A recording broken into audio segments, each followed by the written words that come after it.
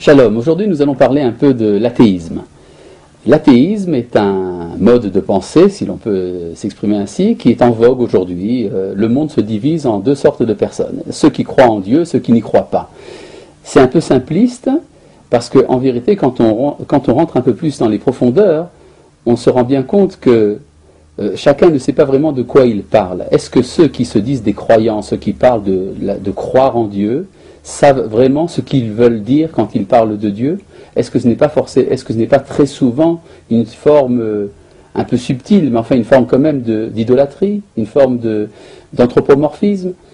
Et puis ceux qui disent qu'ils ne croient pas en Dieu, est-ce que vraiment ils savent ce que cela veut dire? Est-ce que ce n'est pas plutôt une manière d'affirmer sa liberté? Or la liberté est voulue par le Créateur du monde, la liberté de l'homme est voulue par Dieu.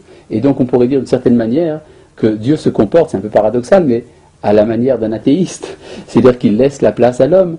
Donc il n'est pas du tout évident que cette division que l'on a l'habitude de faire entre ceux qui croient en Dieu et ceux qui n'y croient pas est tellement valide, en tout cas pas du point de vue de la tradition juive. En effet, il y a une règle talmudique un peu surprenante pour ceux qui n'ont pas l'habitude du langage talmudique, qui est que Kol hakofer ba'avoda zara nikra yehudi. Ça veut dire que celui qui rejette l'idolâtrie, celui qui rejette le paganisme, est automatiquement appelé juif.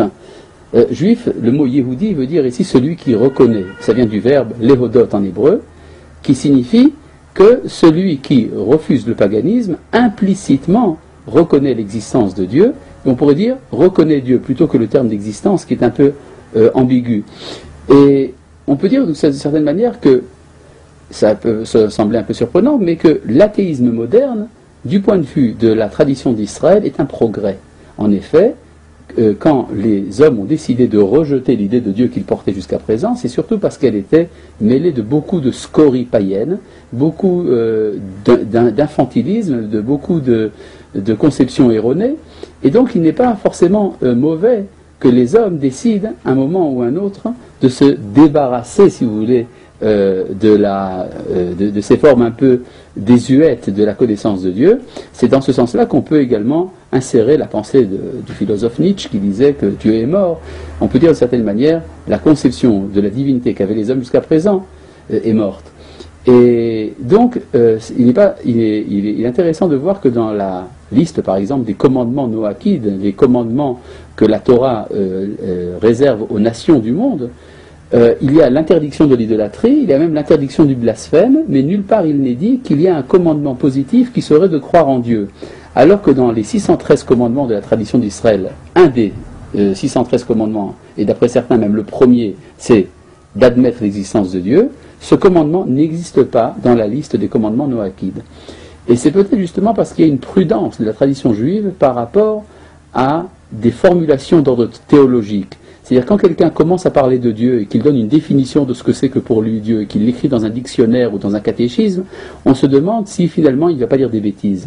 Alors il est préférable de nettoyer le terrain, de ne pas parler de l'existence du Créateur, peut-être de laisser le débat à ce propos aux spécialistes de la question. Or, les spécialistes de la question de la divinité, traditionnellement, ce sont les prophètes d'Israël. Ceux qui sont en contact direct avec la parole du Créateur peuvent savoir de qui ils parlent quand ils disent le nom de Dieu.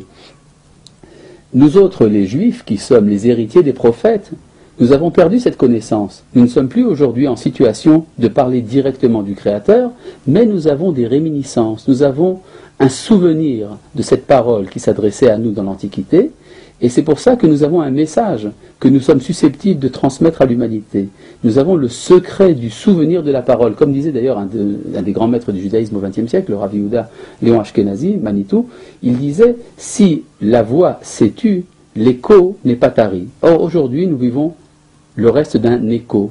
Cet écho est en train de renaître sous forme de parole. Il est en train de renaître sous la forme d'Israël qui revient sur sa terre. Et donc on peut dire que l'athéisme moderne est bienvenu, il est venu à point nommé pour libérer les hommes des entraves de l'idolâtrie et de leur permettre d'écouter une parole pure sortant de Jérusalem. Shalom.